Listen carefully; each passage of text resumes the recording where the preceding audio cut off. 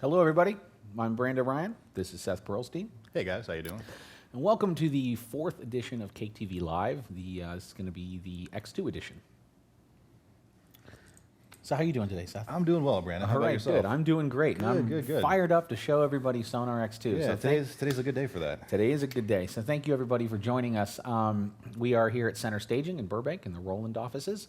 And we're going to take you through some of the new features in SONAR X2. So just real quickly, we'd like to just tell you about some of the concepts behind SONAR X2 and really what's different. As many of you know and are aware, with SONAR X1, this was a major overhaul to SONAR with a brand new UI, a lot of new workflow, things like that, a lot of new features. SONAR X2 really aims to refine that as well as go back even to pre-X1 days and modernize some aspects of SONAR as well. So we've done a lot of that. We've refined a lot of things. We've added some new goodies as well. But it's really been about making the core application better than ever. So the idea with SONAR X2 wasn't just to put new things in it. There are some new things. But it was really about enhancing and increasing the things that are already there. A lot of those things are related to the Skylight interface. So the Skylight interface has a lot of new usability enhancements.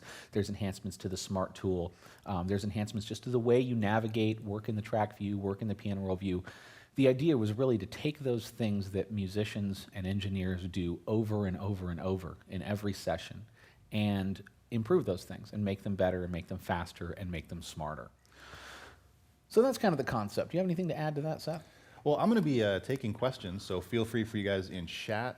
Feel free to ask questions throughout. We're going to be filtering those, and we'll get to as many as we can. So if there's something you're curious about, feel free to ask. There, like Brandon was saying, there are a bunch of things in Skylight and in the interface that are new and improved that you're going to kind of see us use throughout the entire demo. So why don't we maybe give them a quick overview of some of the new stuff we're just going to be using. Okay, we'll quickly look at some of those things. So one of the best things is this feature called Auto Zoom. So what happens with Auto Zoom is, and you'll see this as we go when we have clips, is basically when the Auto Zoom feature is enabled, we go to View, Auto Track Zoom. When you click on a track, it automatically expands that track to whatever height you have defined, and you define it just by literally setting it. And then every other track, when you click on it, will automatically go to that height. It's an incredibly useful thing because it allows you to keep your track view very small, but instantly see what track you're dealing with when you go to it, and then it makes the other one smaller. The other thing you can do is actually expand all tracks simultaneously just by grabbing those. Okay, so then that'll lock the height of the other tracks as well. Taking this and making this smaller. Now Auto Zoom works like that. So it remembers your state for everything. Anything I'm forgetting about Auto Zoom? It works with buses as well. Works with down buses. In the bus pane. So clicking on like this drums bus, it expands that. So this in conjunction with the ProChannel is actually very, very cool because what it lets you do is click on a track, it expands that track, and then your ProChannel is already ready to go. So you see the track, you see the clips, you see all the effects ready to go just at a single click. So it's really, really fast. Another thing that I love is this thing called Smart Grid. So you'll notice that the Snap module up here in the control bar has been modified quite a bit. There's now a Snap To and Snap By button, so you actually see what state it's in. This is sometimes referred to as absolute versus relative snap. Those of you who don't know, when you move a clip at Snap To, it goes directly to that quarter note or that measure. Snap By moves it relative to where it was previous, or copies relative. So if something was like halfway between a beat, you copy it, move by will move it to that section. We also have landmarks now. It's one single button. If you right-click on it, it will actually bring up all the landmarks that you can snap to. And also snap intensity now. This is really cool. So you can set your snap intensity to whatever you want, but you can actually test it now and see how it's going to feel moving clips before you actually commit to a setting. So it's really, really nice. And all your landmarks are here as well. And you'll notice in this dialog box, maybe we could open that up again, the granularity for the snap intensity has been enhanced. So you've got a lot more granularity in between light intensity and extreme intensity. So any of those situations where you may have thought you might not be snapping to something, that's all been resolved. And then again, with a little test to the test meter as well. Yeah, so anywhere from light to extreme with a lot of granularity in between. So that can be gotten to just by right-clicking on any of these modules, okay? So then you've also, so you can turn on landmarks right there. You've also got your set to triplet values and set to snap to dotted values. But the real beauty is when you right-click on the setting, you get this thing called Smart Grid. And when you click Smart Grid, now keep an eye here. As I zoom, and you'll actually see quickly another feature, timeline zoom has been greatly enhanced. So I get a little magnifying glass anywhere in the timeline, pull down, and I start zooming in. And you'll notice that the snap resolution is changing as I zoom in, 16ths, 30 seconds, 64ths, 128ths. And you'll notice that the grid itself actually gives me grid lines to represent exactly what I'm seeing in the snap module. So the idea behind this is that you should be able to work with Sonar, and this works in all views, by the way. You can work with Sonar's clips, you can work with MIDI notes, you can work with automation, nodes, whatever you want, and you should generally never have to change snap settings pretty much all the time. So this is a perfect example of one of those things. What do people who use DAWs have to do over and over again? Changing snap settings, turning snap off and on. There's another really cool thing about snap. The N key is snap override, so if I push N, it turns it off and on. But I can also hold down N and set an alternate snap setting. So right now my alternate is 2 with certain landmarks with 1 tick. So I can hold that down and move clips around. Letting go, I go back to here. So you actually have 3 modes. You have your default snap setting, you have your alternate snap setting, and you have your snap override, all just by either clicking N or holding down N, and of course that's configurable as well. So, might not seem like the sexiest feature in the world, but it will save you tons of time, tons of frustration. It just makes working with a DAW just so much better, having this, this sort of automatic, very smart grid. So now, when you couple the smart tool with the smart grid, it really does feel like Sonar's doing a lot of stuff just automatically for you. You're not switching tools, you're not switching snap grids, you're getting a nice grid lines that automatically change for you, and it just makes using the program a joy. So what else? Yeah, it's incredibly useful. You know, you touched on timeline zoom for just a moment. There's a couple of cool tweaks to timeline zoom. Yeah. You guys will notice now it will lock into the point where you zoom. So if you look at measure 3 here where my mouse is, and you can zoom in and zoom back out, and it's locked into that point. Doesn't matter how far you zoom in and zoom out, it'll lock in. And in fact, you can also scroll left and right pretty smoothly in the timeline now. Yeah, just pulling left and right. Yeah. And there's also right-click timeline zoom, right? There is, yeah. This is pretty cool. If you right-click in the timeline zoom and move up and down, you can expand and collapse all your tracks simultaneously. Yeah, so it's like a vertical zoom. Vertical zoom, exactly, from the timeline. Yeah. So there's a nice new functions in the Skylight interface. Yeah. So we'll go set this back to normal. So what other things in other than the snap grid? There's also the enhanced screen set module, which is quite nice. Yeah, that's a good point. So the screen set module now shows you all 10 screen sets as opposed to 6. So all 10 are there, and it also highlights and lights up the screen set that you're currently using as well. So that's a nice feature. Do we add anything else to screen sets? I think that's screen sets themselves are the same as far as I know. There's a bunch of other stuff though. There's like, for example, a completely updated clips, but we don't have any clips in the project yet. When we do, we'll show you that. One of the most fundamental things we've changed in X2 is selecting, both lasso selecting and range selecting. Yeah. This is something to be aware of, but there's reasoning behind it, and we'll explain. So what happens now? Maybe we could get into this a little bit when we have some clips. We can, but just real quickly, I'll give you a quick overview. So right now, right-click is lasso, and it lassos everything. So you right-click and drag to lasso with the smart tool. This will lasso clips, it'll lasso automation, it'll lasso notes, lassos everything. The reason that exists is for consistency's sake, but also now left-click is a range select. So you can actually range select across multiple tracks at a time. You can range select outside of clips, within clips as well, without moving them. And then clips also have the ability to range select and move them as well. So the idea behind this is that now you can range select, you can move clips, you can select ranges within clips, ranges outside of clips. You can draw notes in the PRV, which you'll see in a little bit, and you can do all of that with not only just the smart tool, but now without even using any modifier keys. So just a simple one hand on a mouse, left and right keys, you can do all of those functions without having to use any even modifier keys. And range selecting automation comes in really handy. We'll show you that in a little bit. Yep. with the new behavior there.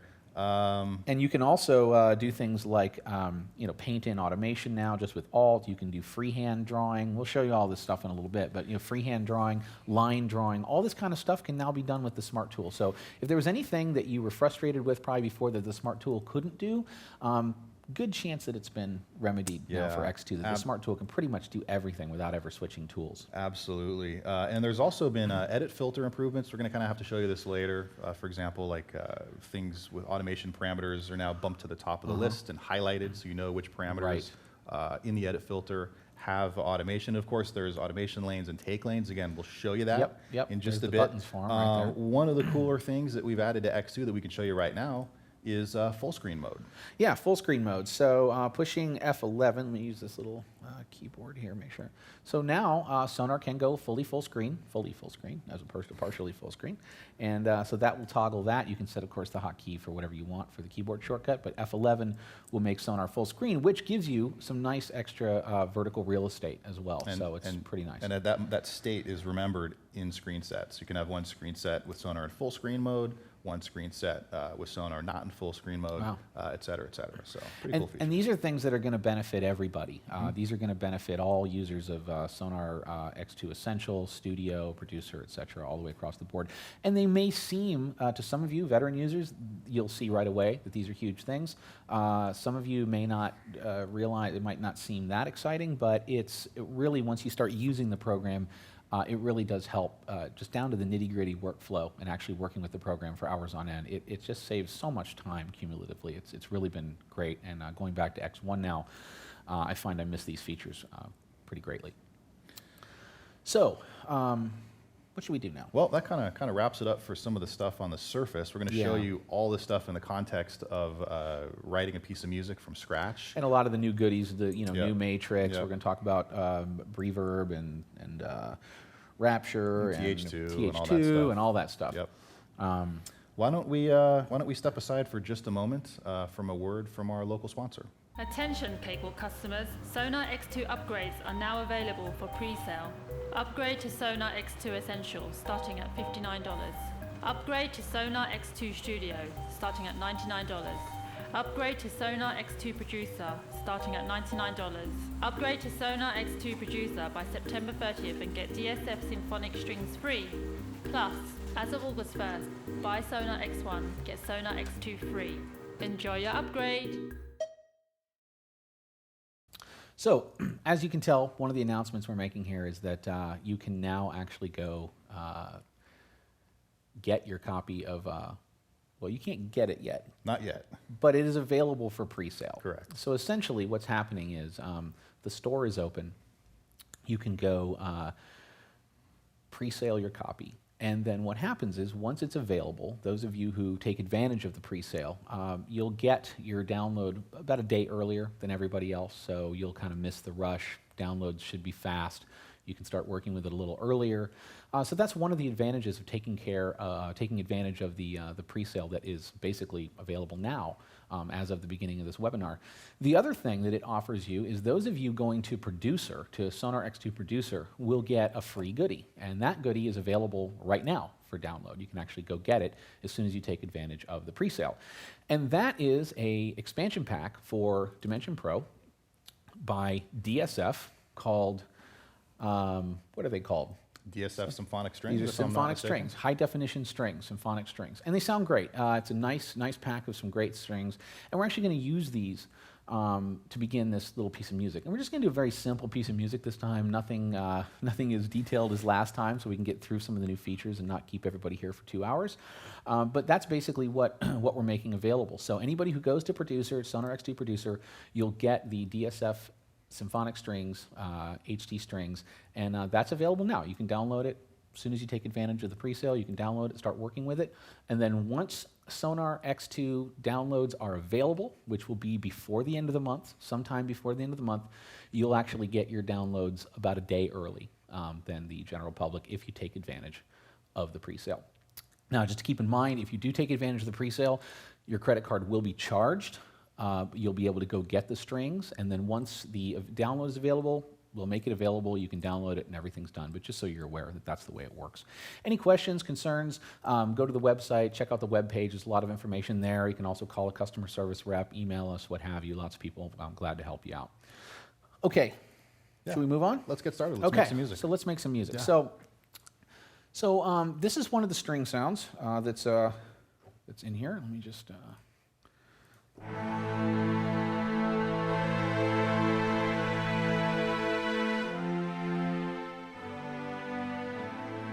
Okay, so we're just going to do a little beginning with this, just a little string sound. Now, this is dry, kind of. There's a little, there's decay on the strings, but it's dry.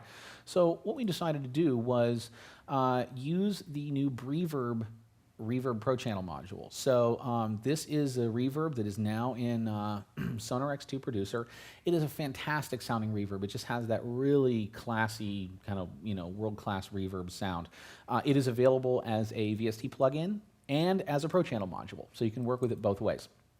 I'm finding great working as a ProChannel module, especially when we start talking about ProChannel FX Chains, which we'll get into in a little bit. Absolutely. So turning this on, this is just called Orchestral Beef Up. Presets are right here. You have your different hall, plate, room, inverse, different controls to tweak. Your wet, dry is right here. So you really dial in this reverb sound right away. So now we get this.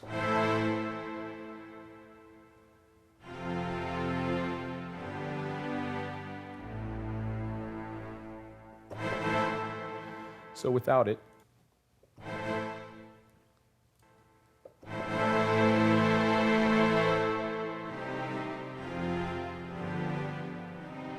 and there's tons and tons of string sounds in here. So if I click on this, I guess it's going to enumerate. I don't think we've looked at it since all the strings have come up. Right. Right. Quite a large library, which we installed recently. So Yep, it's just gotta cycle through it. There we go. So in here, there is the Digital Sound Foundry 6 Symphonic Strings HD, and there are these like cinematic type sounds that are sort of blur the lines between orchestral and like synthesis types, kind of like enhanced symphonies.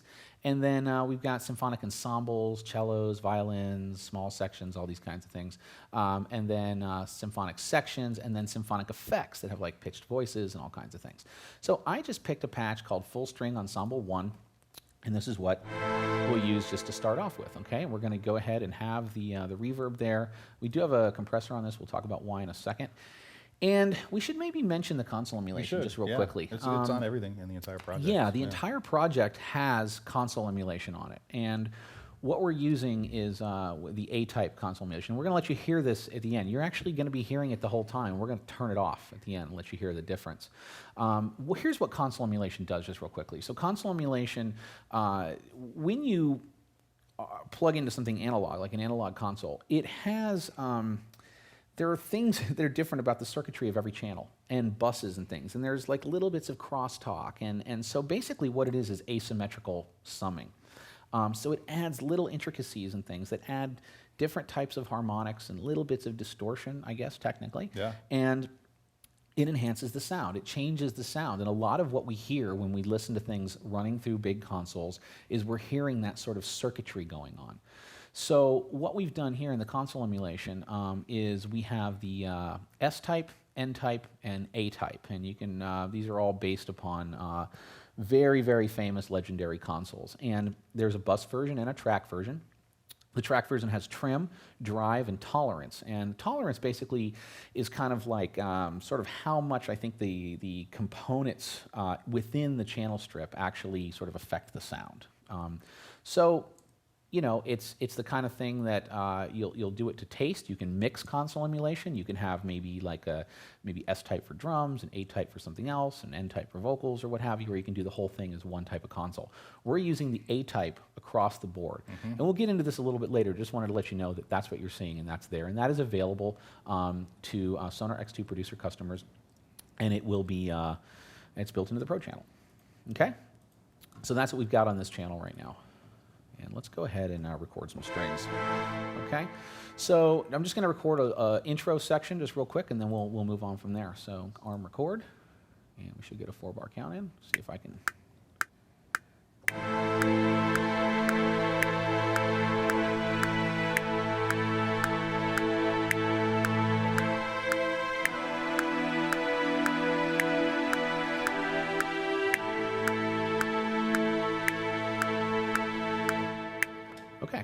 So there's my part. So that's my string section. I'm going to hit Control L just to make that a loop. And then we're going to drag it all the way out. I'm going to use timeline zoom just so I can see the whole thing. And I'm going to drag this. Actually, before we do that, let me just show you a little something here. This is pretty cool. So obviously, double-clicking this will bring it up in the piano roll view. And the piano roll view now has timeline zoom, and it's been altered quite a bit, and we'll actually do a little bit more on that in a second. But here's what's really cool, is there's a little sort of area up in the top of the clips now, and clicking on that allows me to change what type of MIDI editor is going to be applied to this clip. So for instance, if I want to see this in the staff view, I click staff view, and there it is. And it gets a little musical note at the top. If I say I want it in event list form, it's an event list form. If I want to see it as a step sequencer clip, it's a step sequencer clip. Or I can go back to piano roll view. And then whenever you double click that clip, that's the editor it will open, the appropriate editor. So very, very cool feature. Yeah, great thing, especially if you're constantly going between the step sequencer or in piano roll, maybe for a percussion part if it gets more complex or something like that, or you want to maybe record live drums from your fingers on a keyboard or something into the piano roll view and then edit it in the step sequencer. You don't have to turn it into a step sequencer clip anymore. Just click the little icon, boom, it's in the step sequencer. Click it again, bam, back in the PRV. So very cool feature. Yeah, it is. And so I've dragged this out, and I'm just going to save real quickly. And so now we've got this string part that's happening. This will be a little chord structure that'll carry us through the whole thing. Now, next thing I want to do is just to add a little kind of movement throughout this piece. We're going to use, we use Rapture, I think, for this. Yeah. Rapture. Yeah, So many of you may or may not know, if you don't have Rapture and you upgrade to SONAR X2 Producer, or if you have not a SONAR customer and you buy SONAR X2 Producer, you get the full version of Rapture now. So inside SONAR X2 Producer, you have Full Dimension Pro, Full Rapture, Zeta 1.5, really amazing collection of synthesizers with thousands and thousands and thousands of sounds, over 10,000. So we are going to use a track template. So we're just going to open up our browser. We go to track templates, and we have a track template called Rapture Elephant ARP. And I'm just going to drag that in, and it instantiates itself. And notice, it's auto-zoomed this track. So going to DSF, I see that. Clicking on Rapture, that track now blows up. So really, really keeps the screen nice and tidy. So this is going to be an ARP part. Let's see. So what we've got here actually is if we go to MIDI, you'll see that we've got the arpeggiator turned on. The arpeggiator has been enhanced in SONAR X2 to basically be tighter and easier to play. So that's been worked, as has the entire audio MIDI engine has been kind of tightened up. It's smoother, timings are better. You'll see that in the matrix as well. Things can be a little bit more immediate. So there's been a lot of work under the hood that hopefully you guys will see when you start working with it. So when I dragged in this track template, it loaded up Rapture, it brought up the proper patch, and it turned on the arpeggiator for where I wanted it, and it also brought in ProChannel. I have a little compressor as well on this. So I want to put in some chords, but I think this is a great time to show you guys some of the enhancements in the piano roll view. Now, a couple of cool things. You can go right into here, and the inline piano roll has been enhanced in what sort of ways, Seth, would you say? Well, a couple of ways. Of course, the clips are different. So the clips now have handles on the top where you select, and below the handle is where you range select. Now, one of the cool benefits of that is when you're in the inline piano roll view, why don't you open the DSF strings in the inline PRV? Okay. What you can do is actually grab the handle, which remains in the inline PRV, and then move the clip, even though the inline PRV is showing. Right. So I can move the clip around. Right. Yeah, and you can see the border and the handle. Yep. Still. And you're actually seeing a tidbit of something that you'll see closer up here in a second. I'm going to go back to clips. So we're going to draw in some stuff here, and I think just hit this. And actually, no, sorry. Close that out. Select this track. I'm going to open up a new piano roll view with Alt 3. And in fact, let's make this thing full screen. So those of you who don't know, you hit Shift D to open this up all the way. Just going to zoom in so we can see a little bit better. And let's see. So now, here's a cool thing. I want this note. And you'll notice that as I hit that note now, it lights up on the piano roll view. May not seem like that big of a deal. Really, really useful. So I know that's what I want, right? I want that. So I know that I basically want that chord. So in order to just show you how the piano roll view is working, I'm just going to draw in these chords. So again, I haven't changed tools or anything, and I'm just using a left click. And you'll notice that as I drag this out, I'm actually able to paint the note to the proper length. And let's actually go out 4 bars.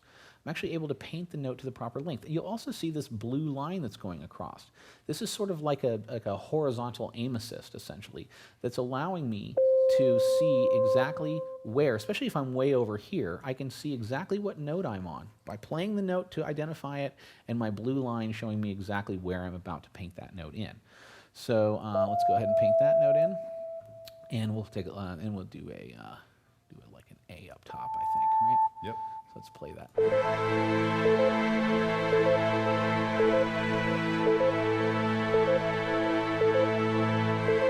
Okay, now let's do like a we're gonna do like an E minor 7 here. So we'll do like a G on the bottom, and we'll do a B. So again, I'm not having to do any modifier keys, nothing like that at all. I'm just painting the note for as long as I want it to be. And we'll do an A up top. Let's see how that sounds from this point on. That's right? Yeah. Seth and I have dueling mice. Okay, E and an A. So that should be good. Now what I want to do is take this first chord, and I'm just going to right click, and I was able to lasso it right there. Hold Control to copy and drag across, and you'll see that the blue line is showing me exactly where I need it to be. And then we'll just go ahead and grab the edge of this and shorten it up. So now we've got our arpeggiator part, and let's just solo it out and play it.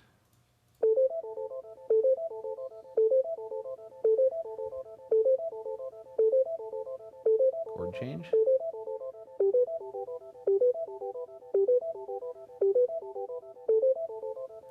Okay, so I think that's good, right?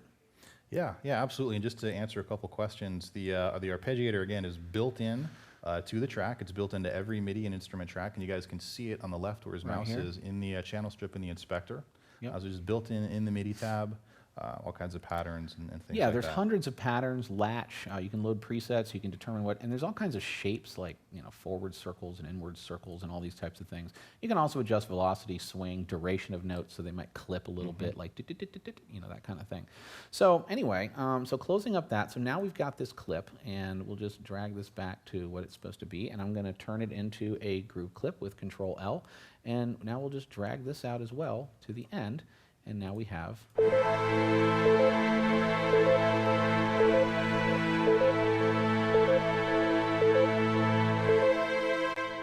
Okay, cool, huh?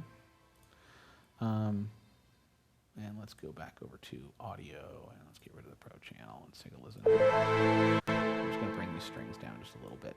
One of the things you'll see in Sonar, and this is really introduced with Skylight, but the idea is that you should be able to move between recording, finding great sounds and kind of performing stuff, and finding great patches and track templates and things, great tones, and then recording those tones, tweaking them with hands-on control, being able to go over to the inspector, dial up the Pro channel, adjust your sound, kind of mix as you go, and then go right back to recording and mixing, and be able to move seamlessly amongst all these different elements. The Pro channel is a godsend for that, but even if you don't have a producer and you don't have the Pro channel, you can still do that with the way the inspector is set up, the way the multi-dock works, with editing, being able to edit right there, change the type of editing that the clip uses, being able to double-click and have the multi-dock open, and it's just such a seamless workflow, and that's kind of what you'll see as we move through. So again, I just wanted to make a quick adjustment, and I was able to just click on that track, it auto-zoomed, the channel came up, and I was able to make a quick volume adjustment. All right, so what should we do now? Let's add some percussion and drums to the project. Okay. We've got a little matrix view set up with some loops. Yeah. So what we did here was one of the nice things that we've done in X2 is that there is the Beatscape factory content, which many of you know and love. We've basically put all that in one folder now, as opposed to it being in multiple folders. The reason is with the Spotlight search, it makes it very useful. So for instance, if I decide I want a kick, I just type in kick, and now all my kicks are here, and I can audition them. And if I decide I'd like to have like maybe FX, maybe there's some kind of effects, here's sound effects and things. Or if I wanted to find a certain tempo, like 120, type in 120, and everything's here at 120, and I can just drag these in. So that's what we've done, and to save you all the sort of boring part, I've gone ahead and dragged these parts in prior, and we've created essentially a matrix view. Now you notice the matrix looks a little different. It blends with the program a lot better, and there's some other pretty neat enhancements. One is that you can actually run synth and MIDI tracks directly, not just directly to the synth, but to their MIDI channel, so they can actually drive the arpeggiators and things as well, and any MIDI effects or anything that are on that channel. So whereas they went directly to synths before, they still can, but they can also go through MIDI channels as well. They can also go to hardware outputs, right? Correct, yeah. Hardware outputs. So that's a big thing. Synths, If you guys have hardware synths or any kind of external, even like MIDI lighting and stuff like that, I imagine. And that's actually true with the arpeggiator as well. You can now trigger hardware synths from the ARP. Right, right, yeah. So I mean, huge. You know, those are huge things if you have a kind of arsenal of rack synths and stuff. The other thing is timing has been enhanced, so the matrix should work a lot better. The UI has been cleaned up, so it makes a little more sense as to what you're doing. And another thing that's been added is a per clip trigger resolution. So for instance, if you have sort of sections of the song that maybe you want to trigger by measures or beats, but then you have some other one clip that you need to be able to trigger very fast or immediate, you can just set that to, you can set that one clip to immediate, not the rest of the matrix, so you have individual control over individual cells. So that's a pretty huge thing. So what we're going to do here is use the matrix basically to record all of the drum parts. So you see up here in the drums, we've got kick, snare, hi-hat, and fills. That's what we've got here. We've got some markers, and I'm just going to play this thing out. You'll see that, let me go to I've got a trigger track down here, and we'll turn on triggering for the matrix. So I've got these on pads. So it's just some hi-hats, some kicks, and I've also got a MIDI bass part that I recorded with Rapture ahead of time, and I just dropped it in down here. So that's the bass part that you're hearing. The other parts are all stock stuff that comes with Sonar. There's a little vocal sample, which I don't know if still ships with Sonar, but it did at one point. But all the rest of the stuff is all just factory content that comes with Sonar.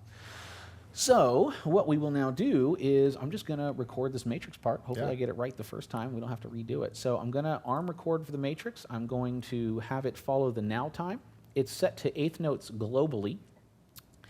And if I go ahead and just trigger this one, and we're ready to go, okay? You can watch all the stuff paint as it's going.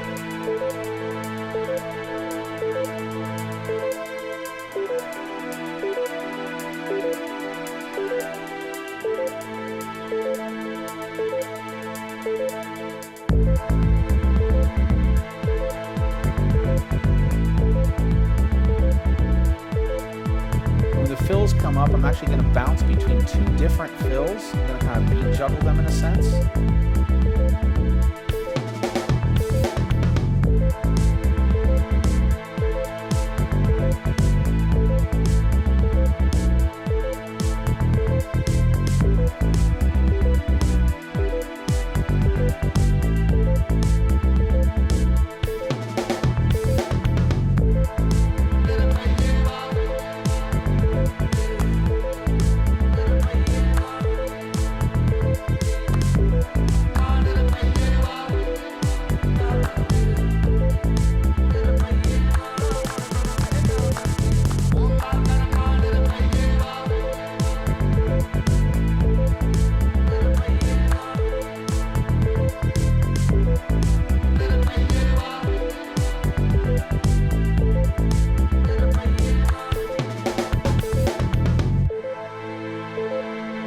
Okay, so I think that was good. Yeah. So it just painted all that in. So this is hugely time saving. I'm just going to go ahead and do a quick save. Hugely time saving. I mean, I just dropped in vocals and kicks and snares and bass, and I was actually able, like with Seth over the last couple of days, you know, I knew I wanted to use these parts, but didn't know what kind of arrangement we wanted. And so I just started throwing in loops and loops and loops, and we actually deleted some stuff that we decided not to use and things. But the cool thing about this is your arrangement is freely malleable. You can determine kind of as other parts are going how this sounds. And if you want to go back, you can delete things, you can edit things, you can make changes. But the fact is I was able to create essentially, this is about a minute and a half of music. I was able to get down all the drums and the vocals and the fills and do that all very quickly. Check this out. This is actually pretty cool. So that fill is actually, it's like a double, it's like 2 different fills. I'll play it back.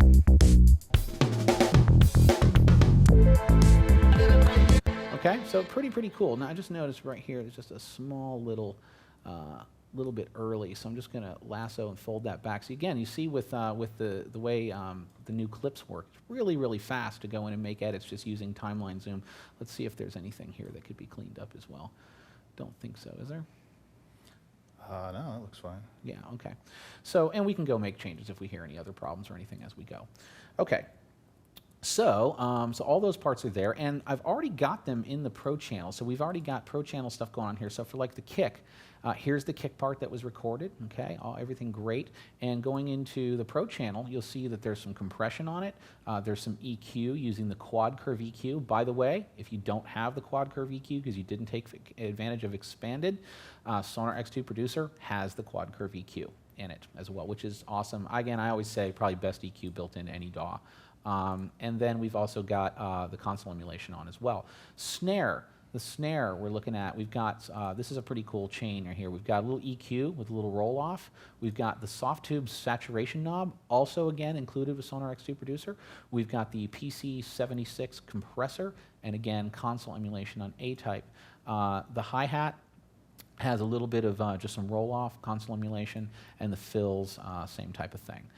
So that's just some of that that's going on as well. Now, also in the drum bus, let's actually, we could go ahead and kick this on now, couldn't we? Sure, why not? So in the drum bus, you'll also notice that we've got the PC4K S-type bus compressor, a little bit of just EQ shelf here, just some little transparent shelf, and again, console emulation. Let's solo out these drums and just play from here. So they sound like that. I'm going to turn on the Pro channel on the master, on the drum bus. So just a little bit brighter. In fact, I could probably just bring this down just a little bit. And in context.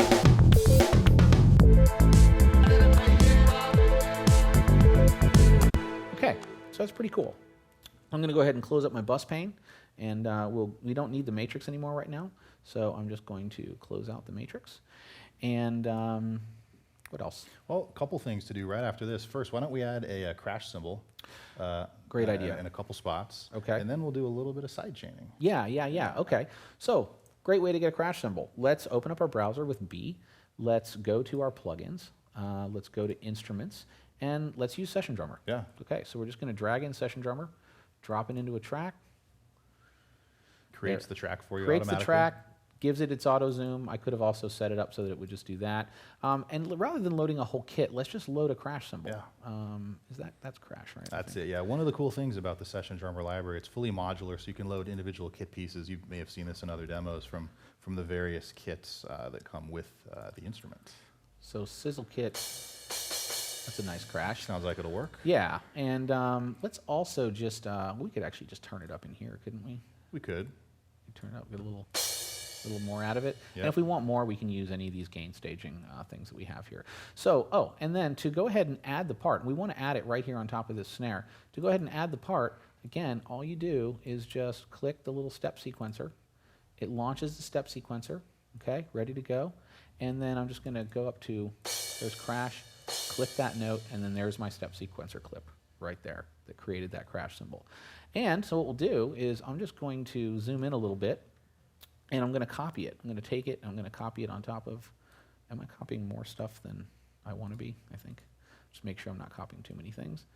And we'll go ahead and just drop that on top of that part. And I think, oh, and then we were going to put one maybe like right here.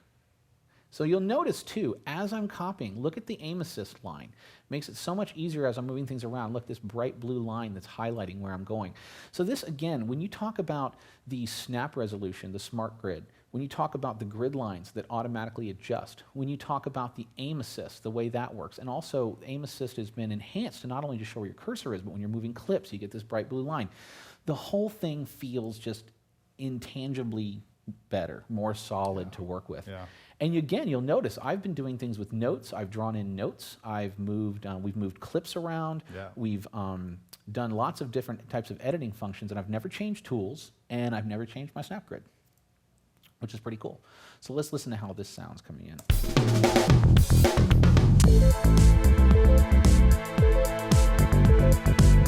And then over here.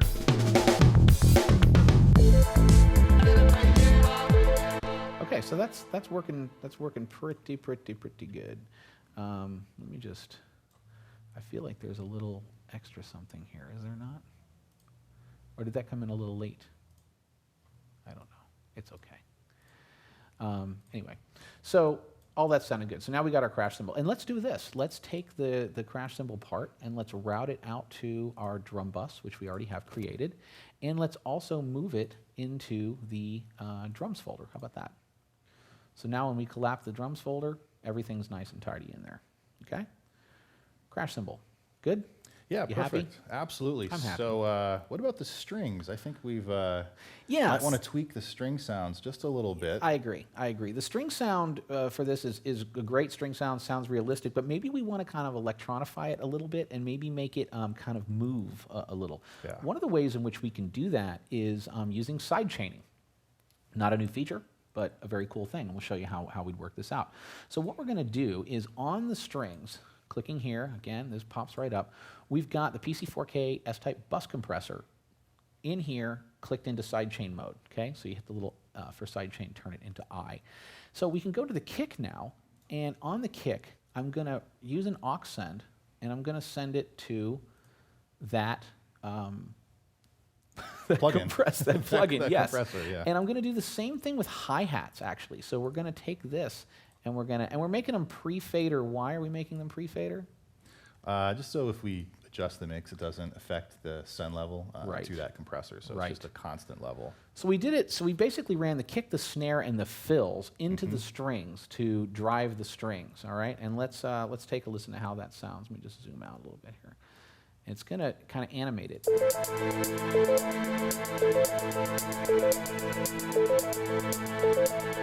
Listening, muted. Almost sounds like Mellotron-y, gives it that. And that's another reason Fluttering why kind we of did, feel. we did pre-fader, because if you were to mute sections of anything that's driving that compressor, you're Right. still sending signal to it, so you'll still get that side chain sound. Which we actually should. Yeah. So for instance, the hi-hat comes in right away. it does. What maybe it'd be cool if it didn't. Just the strings right away. That might be nice. Yeah, so maybe for like 4 bars, we Yeah. could pull out that hi-hat. So I click on the hi-hat, it auto zooms, and now I want to write in a little bit of automation. Now here again, here's where we get to some cool things. Automation lanes. Yep. Ta-da! So we click on this little automation button and opens an automation lane. You can add more by hitting plus. You can take them away by hitting minus. You have a little volume control for the current control for like a node at the time. You can also do this. This is pretty cool. So let's say we want to bring it down for 4 bars, right? So I highlight 4 bars, I go up, and I just pull that down. And I didn't have to make any nodes or anything. So now listen.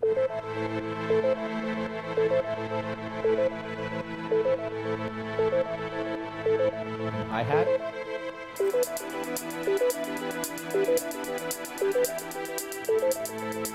And then we'll get the other matrix parts.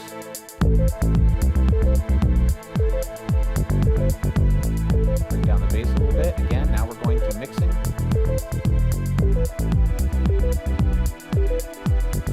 Okay, so good. So we've been able to accomplish quite a bit here. What do you think about our mix? Yeah, let's do. It's a good time to let's- do our Let's do mix. something else with Yeah.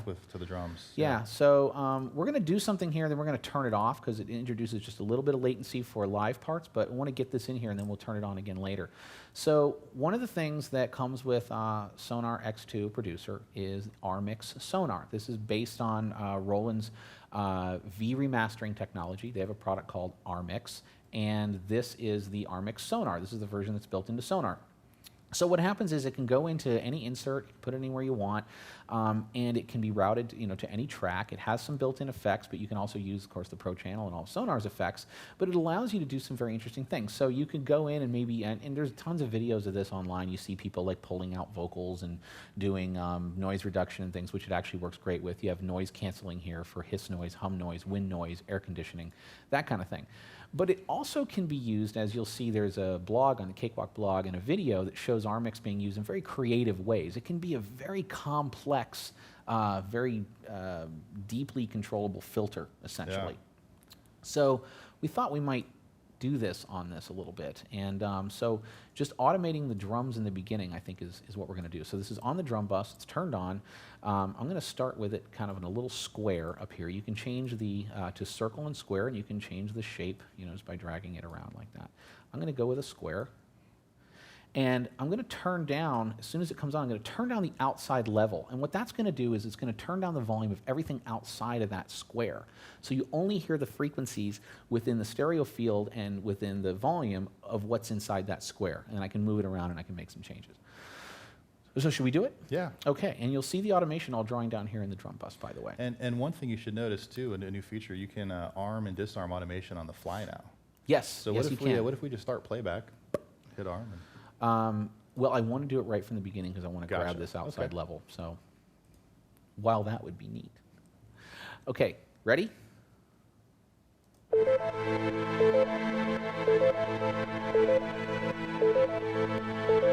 I guess I could have done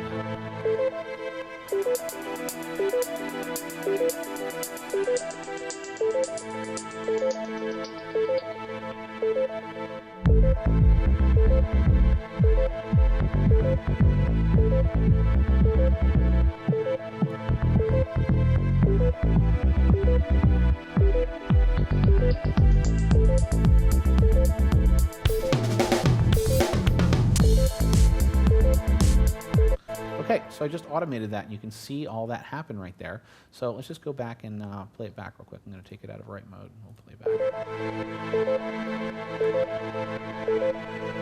So the first thing that happened was the outside level turned down, and now the hi-hat's going to come in. And you see the information that's within that square, made it a little smaller, kind of filtering it now. And then the kick's going to come in. Very filtery kind of kick, but it's more than just a filter. It does a lot more because you can determine exactly what range of frequencies. And where in the stereo field as well. Yep. You can also pan what's in the square. Yes. And one thing I wanted to point out too is you'll see all these different envelopes have been written, and you guys will notice when you explode the lanes, it'll explode all of those parameters to individual lanes. Just close out our mix. You can see you got all those automation parameters on individual lanes now. You can just collapse those and blow them up just like that. And the nice thing is all the new functionality and everything. I mean, one thing that's cool about is now if you want to draw, and I'll undo this in a second. In fact, let's just save before we mess it all up. But one of the things you could do that you couldn't do with the Smart Tool before was just start drawing in freehand. Right, you had to go to the Draw tool. It was right, like the only time I would ever go to the Draw tool. Right. And now what you can do is just holding Alt, you can just draw in freehand. And I think holding, what makes a line? It's Shift-Alt. Shift-Alt, right. Shift-Alt makes lines. Yep. And then I can just undo, and I'm back to normal again. Don't have to change tools. So Alt-Draw, and now, of course, I can do range selections. I can do the, what we did before, the shelf tool. Right. I can just click and create nodes, no problem. Just do that, easy. But being able to go to the freehand tool with just Alt and then being able to draw lines with Shift-Alt, really great. Hugely useful. Really great. Absolutely.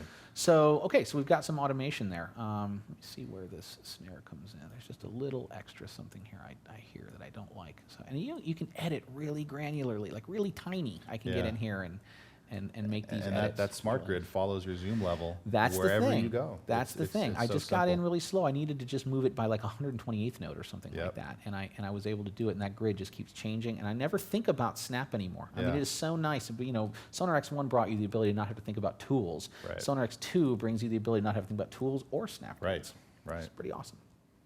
Okay. So let's disable that RMix real quick. We'll bring it back later. we'll bring it back later, but we want to be able to record some more parts and things, so that's important that we turn it off for now. And I'm just going to go ahead and hide our bus pane because we don't need that. Yeah. And let me just make sure where we need to be. Let's just zoom out a little bit so we can see the whole project. And what should we do next? Well, we're going to get into some guitar recording next, and maybe look at TH2 a little bit, record some audio tracks, maybe do some take lanes and things like that. Okay. Awesome. Yeah, we could do some take lanes. Yeah, and we got a quick question coming in. Sure. Yeah, let's answer some questions. Yeah, real quick, just about copying and pasting automation. Since we were kind of touching on some of the automation with RMix, good time to answer it. We've actually overhauled the automation quite a bit under the hood, and so what you can do now is copy and paste automation from buses to tracks, from tracks to buses, from buses to buses. A lot of that stuff's been fixed, enhanced, and so it all works. And I should mention again, with the left click range select, now of course you can range select a specific range of automation for copying and pasting with Control C, Control V, et cetera. So yes, you can do it, and it's pretty powerful. And that's one of the nice things about the what am I trying to say? The new Smart Tool behavior is that you can range select, these nodes, that are even outside of clips and things, and move them and copy them around. Yep. Those of you interested, I know our CTO Noel, he posted a very in-depth posting on the Cakewalk forums about all the stuff that's been done to automation. So, if those things are of concern to you, go check it out. Absolutely, absolutely. So what we're going to do is, this is pretty electronic sounding, and we're Yeah. going to make it slightly less so by adding some guitars. Now, there is guitar modeling now in Sonar, and I would venture to say that this is probably the best guitar modeling built in to any DAW, built right in. I would say that's a fair venture. And one of the cool things you'll notice here is that in this Pro channel that I've got here, hey, look what we've got here. We have a ProChannel FX Chain. Indeed. So what this is I've actually dropped TH2 Producer into this effects chain. And actually, let's go back and I just want to look at one thing before we get into the guitars. Sure. Let's look at this vocal, this little vocal Great thing that I idea. dropped in. Let's Yeah. just solo it and check it out. Okay. What is the channel? What is the strip that we did this with? And I just wanted to show you. This would have been impossible in Sonar X1's Pro channel, but it's possible in Sonar X2's. First of all, we have the PC2A leveler, okay? Optional product for the Pro channel, but I use this thing all the time. Based on a famous optical compressor, it's magic. You put it on, you get the peak reduction right, just turn the gain to where you want it, and just make stuff sound great. But I wanted to put a delay on it. So this is the tempo delay. This is the tempo delay you guys know and love that looks like this. But when you drag it into the Pro channel, it looks like this. And you can leave it as like an effects bin style, or you can have control over it right from here. So you have the customizable knobs and sliders that you know and love about the Pro effects chains, but now they're built right into the Pro channel. So two things you get with this is, one, you get an effects bin, but you also get these controls. And on top of that, you also get gain staging. So if you want to, and why don't I show you guys a couple things? You can just insert a blank effects chain if you just happen to need gain staging in between a couple of Pro channel modules. Just use the input and output gain staging. And in fact, there's also a couple other cool features with effects chains Pro channels. You can just, for example, just to show you, grab, say, channel tools, which you could never do, put in the middle of a Pro channel chain before, drag and drop it right on top of an effects chain or into it, and it'll load it right in. And you can even take a plugin, for example, like, let's say, not Breverb, because that's a special Pro channel module. Let's say percussion strip.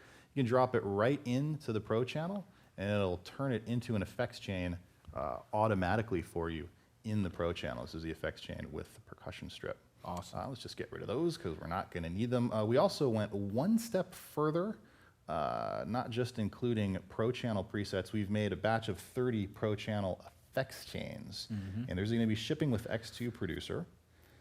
And what these are basically all the plugins and individual modules from plugins, like, for example, the transient shaper from the PX64 percussion strip, custom made into custom Pro channel effects chains. And so that shaper, let's find that and just drag and drop it in, would look something like this. It's got a custom GUI, some custom art.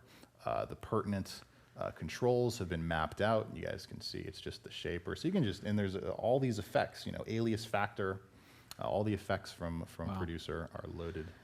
And I mean, the beauty of this is that you're not going between the ProChannel and the effects bin. And the effects bin has its limitations anyway. It's a little bit small. It's good for like 3 or 4 effects, but that's all it really does. And the problem was that before, you know, ProChannel, love it, use it all the time, but once in a while I'd like want to stick a delay between like a compressor and you know, an EQ or something like that. And you couldn't do it. So this allows you extremely flexible routing. So here we have this custom, you know, ProChannel module designed for the ProChannel. Then we can just have the tempo delay that's built in. Then Breverb, which is a custom ProChannel module, and then EQ, which is collapsed because we're not using it, and then console emulation turned on to the A-type. So this is, you know, if you look at this thing, that is one sexy channel strip. And of course, and drag and drop can change the routing. Exactly. And of course, you can you can load in the old FX Chains 2.0, and all that. Really, what's happened is the ProChannel has now become the effects bin. Yeah. It really is. In Producer. Yeah, in Producer. I don't even use the effects bin anymore because you just use the ProChannel. Yeah. You get all the ergonomic benefits of just having it appear when you click on a track. And an amazing thing is this. I saved this channel strip as a thing called Vox Track. And what now happens when you save a ProChannel preset, so at the top you can save a whole preset for the ProChannel.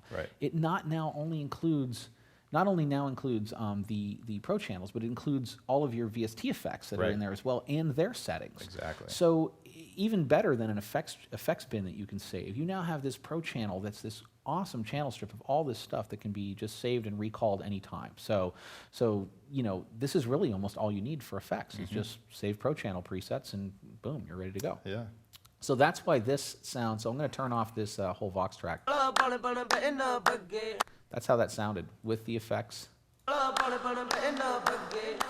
that's how it sounds. All right, so that's got the delay and PC2A and all that stuff. Okay, so now back to what we were talking about guitars. Something about guitars, right? Something about guitars. Clean guitar. Clean, it's so clean. So what we did here was TH2 Producer, which we're going to show you in a second, PC2A leveler. So, and real quick, just to answer a question, no, the effects bin is not gone. No, the effects bin is not gone. Still there. It's right here. Just trying to make a point of how awesome the Pro channel is. And it can be used in conjunction, and you can still make the Pro channel pre and post. It's just that it gives you some nice routing capabilities. Exactly. So TH2 with some PC2A leveler, some EQ to roll off the low end, and then some console emulation. So that's what's going on. So let's take a look at TH2 Producer. So now one of the cool things, and by the way, the guitar I'm using here is a Roland V guitar, Fender and Roland together, V guitar. Reason I'm using this, which is pretty cool, is it actually has modeled pickups in it. So one of the things I can do is actually, it can also change tunings as well. So you can do like drop D just by clicking a little, little slider here, a little knob. But right now it's in Strat mode. So I've got kind of this. But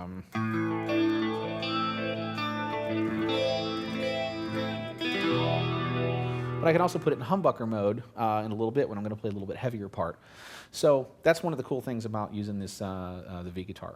So that's why we're using that. Plus, it's a very nice guitar. So you'll notice one of the things in TH2 Producer is that there are actually 2 branded licensed amps by some famous manufacturers that have actually put their stamp of approval on this. This is by Overloud, great DSP engineers, amazing at modeling, and they worked with Randall and a company called THD to actually make models of these companies' amp heads. And what you get in Producer is you get those amp heads and various cabinets, lots of different cabinets, and stomp boxes as well. In the Essential and Studio versions of SONAR X2, you get the amp heads and the cabinets, just no stomp boxes. Right. So you're still getting these Randall and THD amps inside Essential and Studio. And when I think about that, I mean, it's going to sound like a sales pitch, but at $99 street for Essential, just the model, the Randall head alone, is like worth $99. So with you talk about all the rest of the stuff, it's like a no-brainer. But so this is one of the tones. It's kind of a dreamy. I know we're doing all this at very low latency.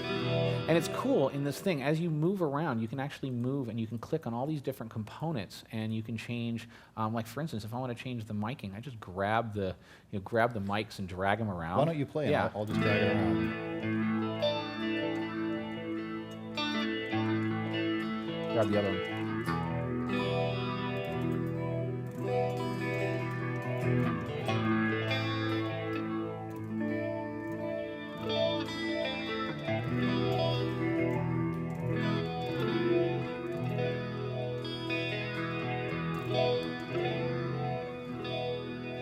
pretty nice.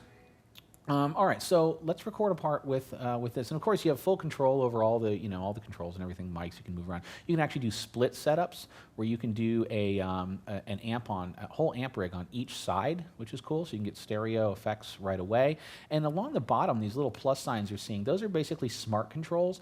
So you can basically, and I don't know, you wouldn't do it, but you can grab any component, drag it down, and then you can actually it creates a smart control for that component. So you could say, I want to control the speed of that pedal, and it'll actually function to control the speed of that pedal. And then those things can be mapped to MIDI controllers, and I think they can also be mapped to the controls in the effects chains as well. They sure right? can, absolutely. So that way you could have these smart controls ready right here in the controls for the effects chain for this without even having to open up the UI at all.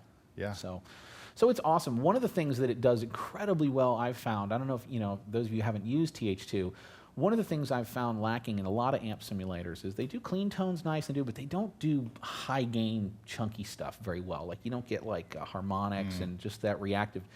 That's something Overloud is just nailing, And you'll see a little bit more of that when we switch over to the humbucker in a second. So, all right, should we record? Got any questions along the way or anything? Mid-side modeling.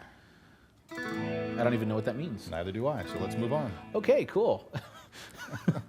Maybe there's mid-side processing. Qualify that question a little bit. There's mid-side processing. Not calling you channel stupid. tools. I think we're the stupid ones, but I just don't know. I know what mid-side is, but I don't know what mid-side modeling is. And yes, we're going to be showing the LP EQ a little bit later. Yes, we will. Yes, we will. Okay, so we ready to go? Yep. See if I can get through this without too many mistakes.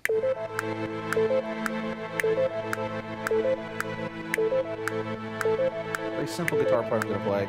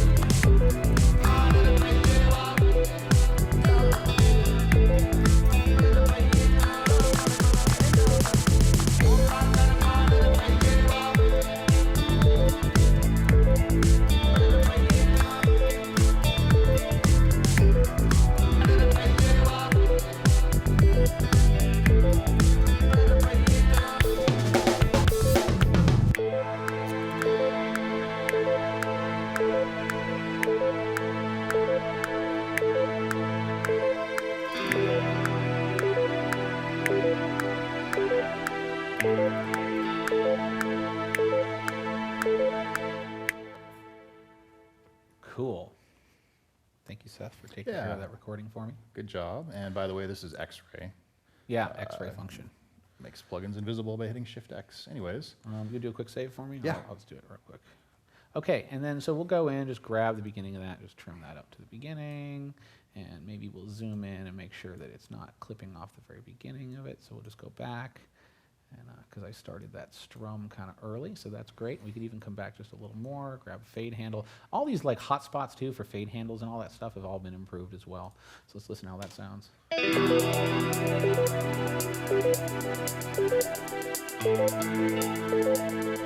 Down a little bit.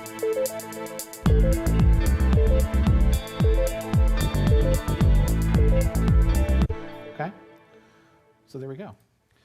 Yeah, so let's maybe add a second guitar part, maybe something a little crunchier, possibly a little heavier. Crunchier. Okay, so just clicking on this heavy guitar part, I'm going to go ahead and select this. We'll input monitor and record. Okay, now what I'm going to do here is actually flip over to the humbucking pickup, because no self-respecting person plays metal with a single coil.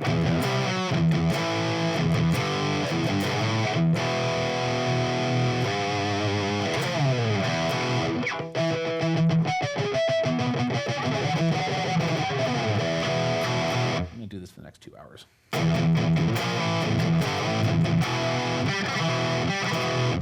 Just until people start commenting.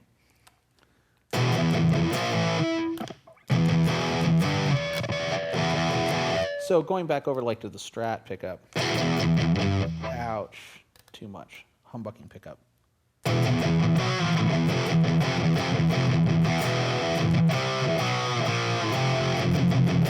Okay, cool. So let's go ahead and record some parts with that. So we're going to record over this little. Oh, you already put me in the right space.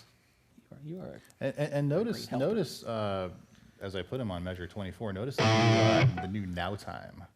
Totally new now time. It kind of floats above everything. Looks new. Performs a lot smoother. Yep. It's got a completely new playhead that actually drag shows it you the state. Check it out when I press play. You'll see the state of the playhead turn into a little play icon, and it'll turn into a record icon when we start recording. Yeah. And it shows pause, and also when you actually grab you can grab the playhead and move it around, and the whole thing moves. The whole thing moves. It's very smooth. The movement is smoother. So again, it's a small thing, but I mean, this is it's going back a long way. It sure is. Now we have a new playhead. Absolutely. New now time. All right. You want to kick me in? Let's do it.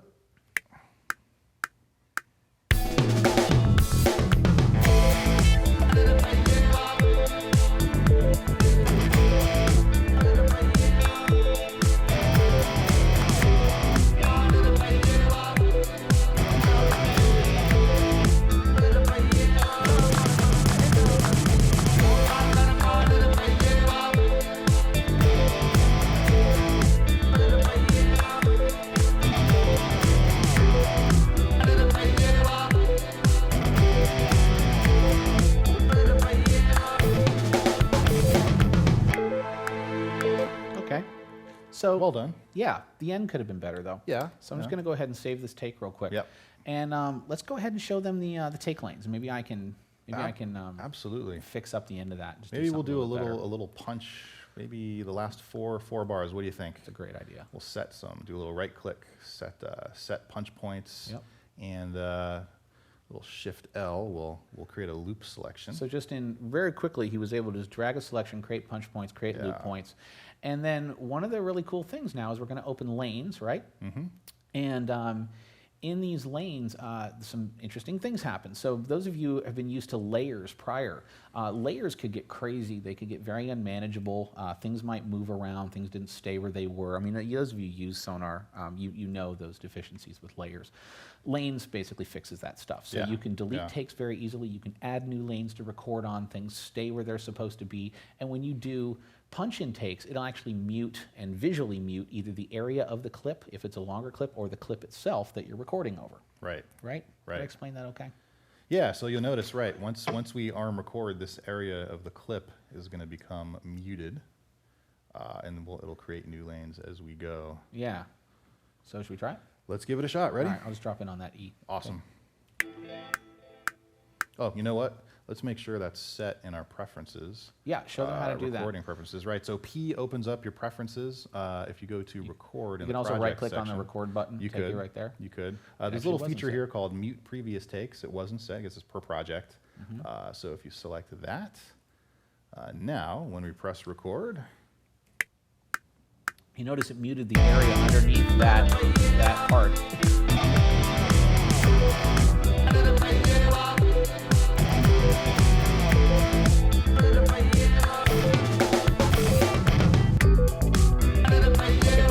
Take or two. Yeah, just keep it rolling.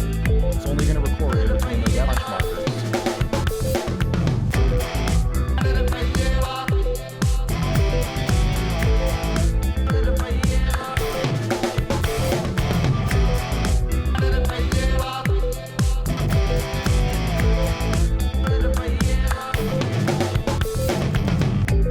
All right. Okay, so grab that last one. The last one? Yeah, so what we can do is, well, not the very last one. We'll get rid of this So guy. clicking the little X's, it's going to dump those lanes, so don't dump that one. Like this one? Yeah, you can also write in notes as well. So like each take lane now has notes. So we can write in, this was a great take, this was a bad take, this was totally atonal. Absolutely. And of course, you can solo, exclusive solo, individual take. Awesome.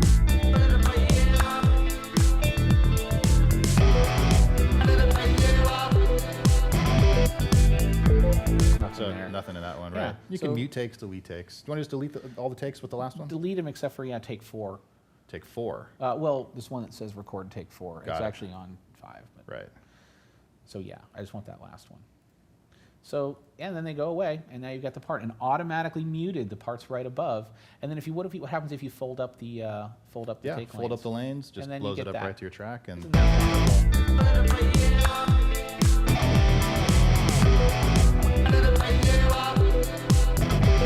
cool. Yeah. All right. Good sounding.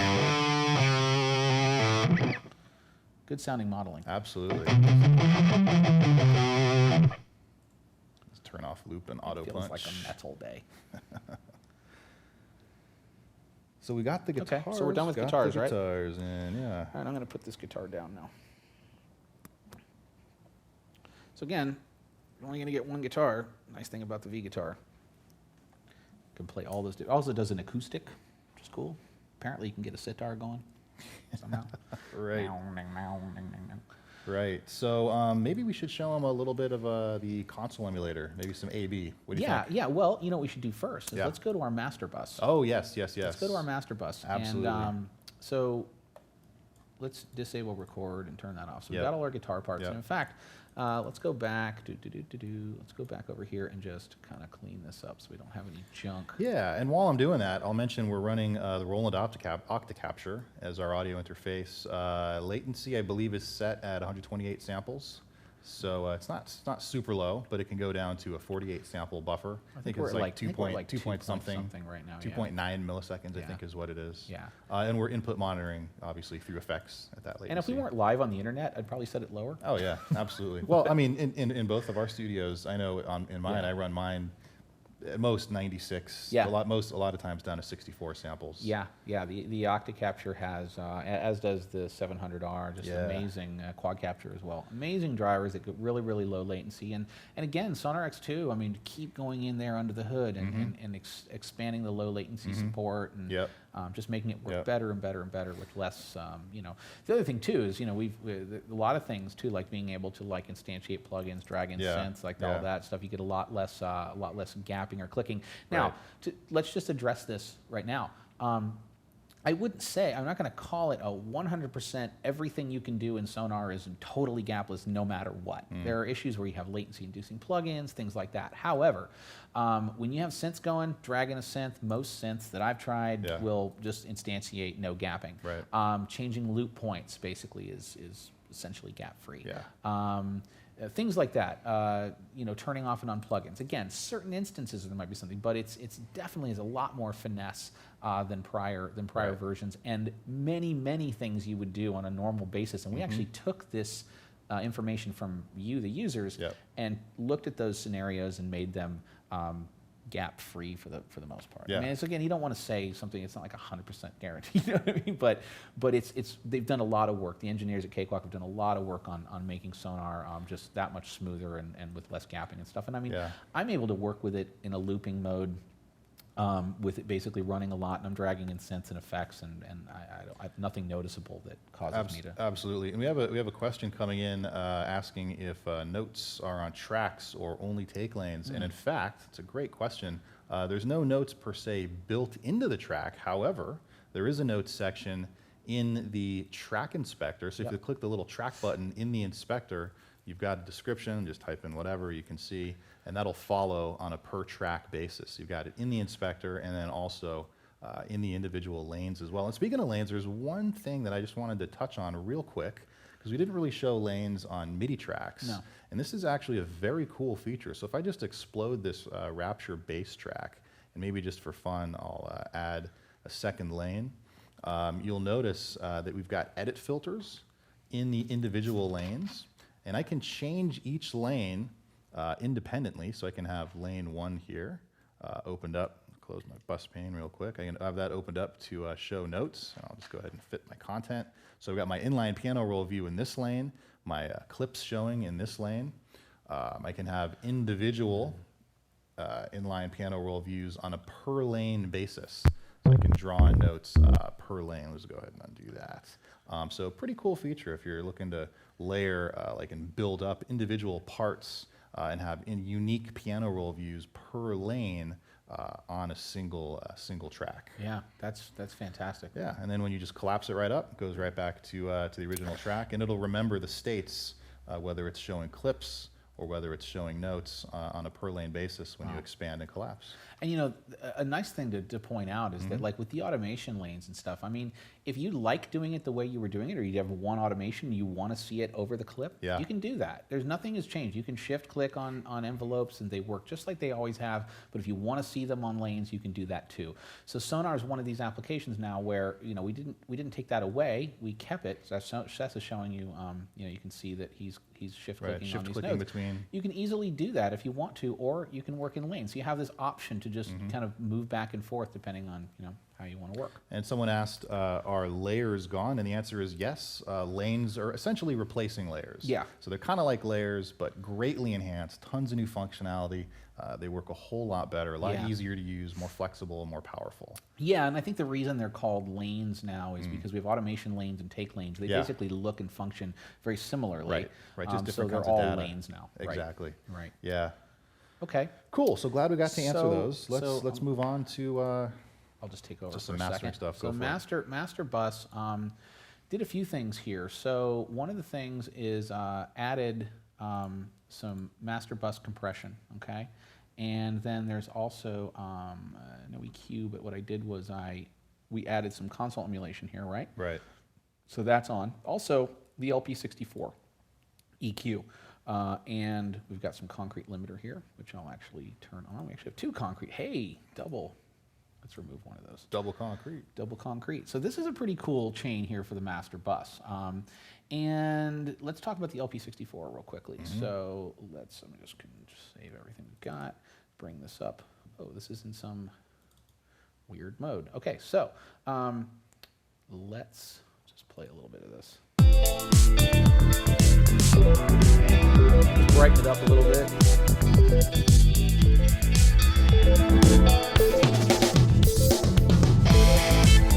So those of you who've used the LP64 equalizer before and weren't able to actually grab nodes and move it around smoothly, now it's completely smooth, as is the LP64 multiband.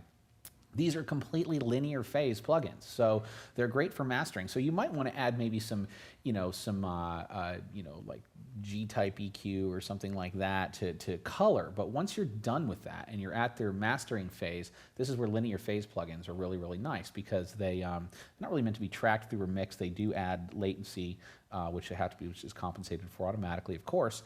But they have a completely. So what they do is when you do EQs and things, there's time shift that happens that causes phase correlation, not phase correlation issues, but it changes phase, right? So you get a harmonic distortion, things like that. Might be pleasurable, might not be. But once you've already got your sound, from a mastering standpoint, especially if you're mastering other people's stuff or other tracks or things you don't have any control of, you can't go back to the mix, you want to do things without changing the tonality, kind of the inherent tonality of the mix.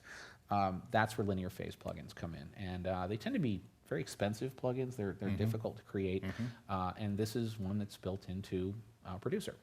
So this just adds a little bit of, without just a little bit of high gain, but it's such a smooth sounding plugin. It just really doesn't add any kind of harshness or anything at all. Okay, so that's all so if I turn off the mastering chain, or the master bus, turning on, big and beefy, brighter. Hopefully you guys can hear that going on over the audio of the webinar. Okay, so let's do this. What if we go into our drums and we turn on our R mix? See what happens here.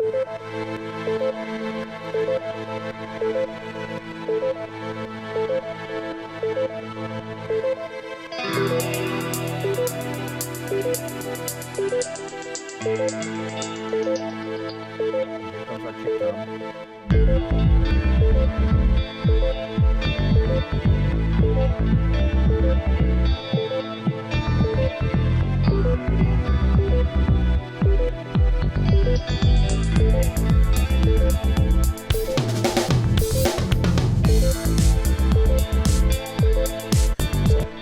dramatic intro. And you guys might notice that I had turned down the outside level, but when it came in for the fill, before it goes into the part with the snare, I just hit Control-click on this outside level, and it brought it right up to basically so that all the stuff was in, essentially bypassing the effect to a great degree. Okay, so console emulation. Yeah. Should we try it? Yeah, absolutely. Okay, so we're going to open up the console, and again, just hitting Shift-D will make it go full screen. And we're going to open up all of the Pro channels, right?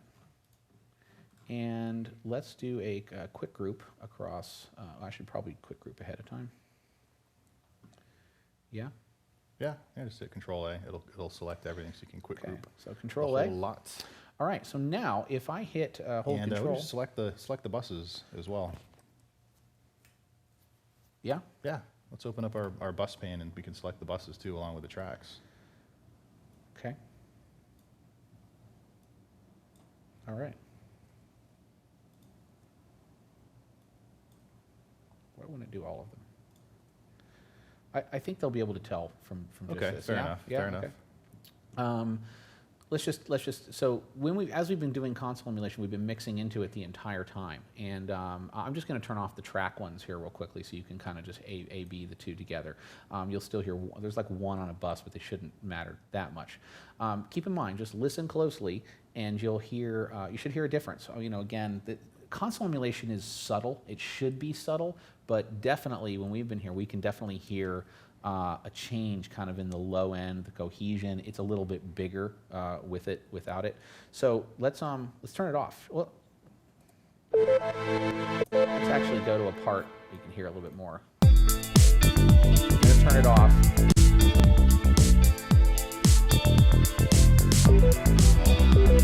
On. Off.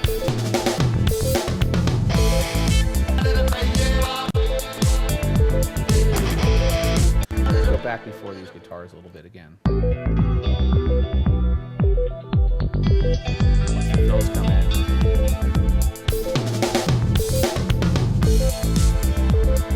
Turn it off. On.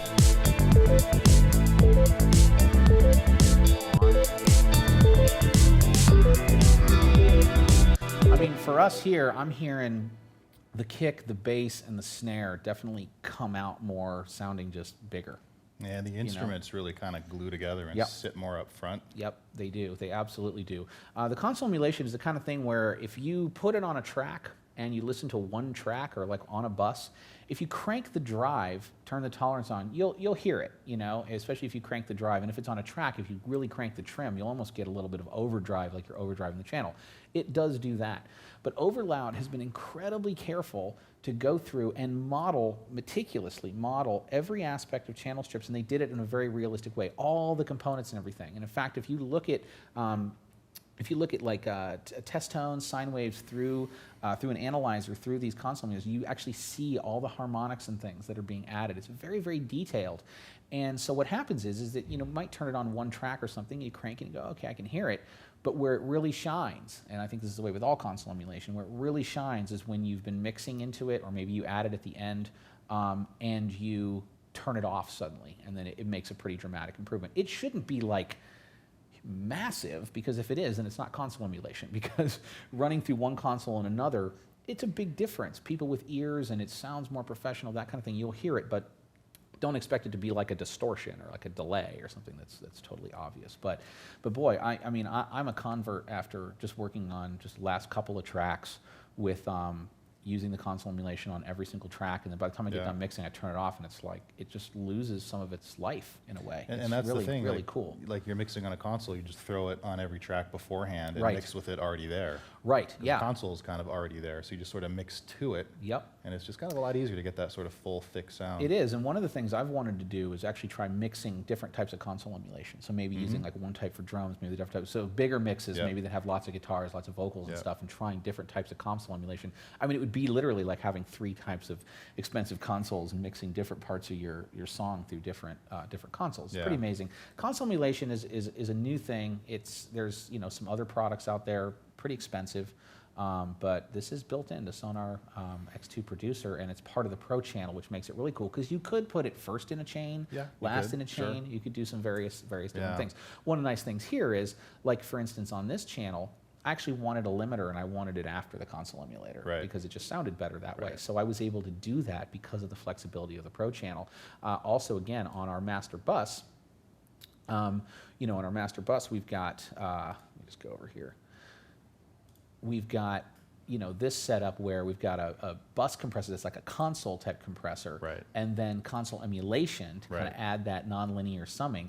And then we kind of go, okay, well now it's mastering. And you could master in a separate project, but really there's nothing stopping you from adding mastering effects. We usually didn't do Right. it in the past because computers weren't fast enough. But then I added the linear phase EQ and then the concrete limiter at the end. Yeah, and we're getting a really great question here. Yeah. Someone's asking about some modularity in the Pro channel, and of course you can have multiple modules, multiple you can. external modules. So for Yes. example, just for fun, not that you'd necessarily want to do this, but you could have multiple console emulators, and you can see Yep. here's the S-type, Stack 'em here's together. the N-type, and here's the Yeah, we A-type. didn't show them the other types. Yeah. Yeah. So yeah, you can. You can have multiple modules. The only exception, there's a couple exceptions, but it's not a EQ. big deal. Yep.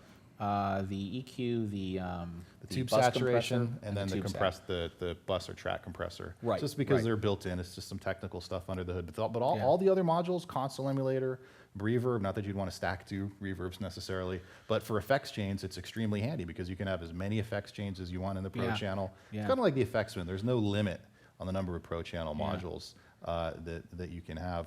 Another great question before we wrap up. Yeah. Someone's asking about Windows 8 support, Oh, yeah. and we will be addressing that in a patch later this year. It's going to have full Windows 8 support and a couple other features as well. Current testing, we're seeing really good performance out of Windows 8. Yeah. I think anecdotally also from customers are seeing really good performance out of Windows 8. Actually, a lot of people are reporting better performance. I think actually Noel wrote a blog post about that. He did. That's somebody wrote- a great read. Yeah, check yeah, out the blog yeah, for sure. yeah. The Cakewalk blog too, Yeah. by the way, has some insight into Yeah. some of these features as well, which you can look at. But yeah, Windows 8's looking great, so we're going to have an update that does that.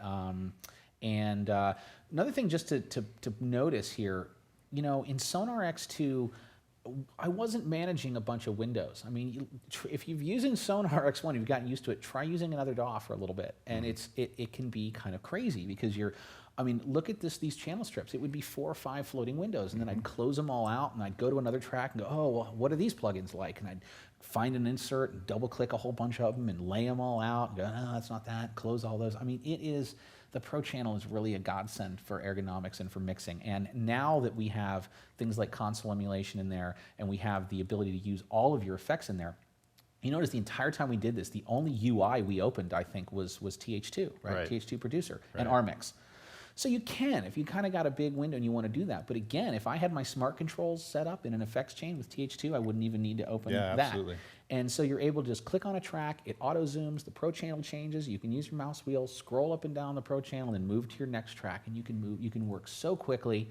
And then things, of course, like the Matrix, I was able to lay down a bunch of tracks very, very quickly, MIDI groove clips, the new ways in which you can assign an editor to each type of clip. I mean, the whole idea behind this thing is really about giving musicians and you guys and engineers just a kind of a companion that's with you every step of the way through the process. We all know that many of us don't have the luxury of having a record company buy us studio time and then send it off to the mastering house like it was in the 70s and 80s. And you're responsible for everything now for a lot of people. If you're doing music cues, and even if you're trying to get an album, you're shopping an album, you're responsible for getting great sounds, to getting a good mix, to getting a mastered sound that's kind of radio ready.